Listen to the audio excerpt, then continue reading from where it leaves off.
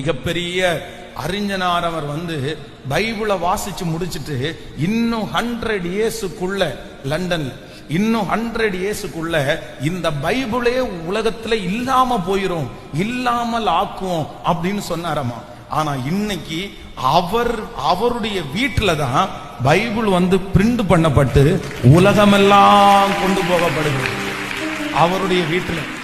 ஆனா அவர் சொன்னாராமா இந்த பைபிளை அழிஞ்சிரும் அப்படின்னு சொன்னாரு. அவருடைய வீடே இன்னைக்கு பைபிளை தயாரிக்கிற இடமா மாற்றப்பட்டிருக்கிறது.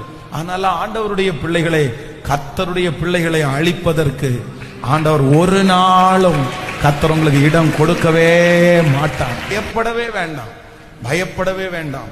அவன் விசுவாசிக்கிற ஆண்டவருடைய பிள்ளைகளே, இதுவரைக்கும் சத்துரு எய்த அம்புகள் உங்களை பால் கடிச்சிருக்கலாம், உங்களை அந்த இடத்துல இருந்து துரத்தி இருக்கலாம், அந்த இடத்தை வேண்டான்னு நினைச்சு நீங்க ஓடி வந்திருக்கலாம்.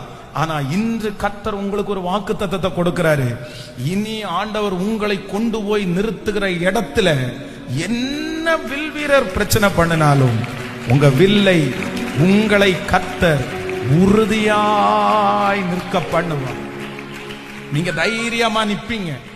உங்களை என்னையும் அவருடைய சித்தம் இல்லாம ஒருவரும் அழிக்க முடியாது, அவங்க எடுத்து விட முடியாது. நமக்கு அவ்வளவு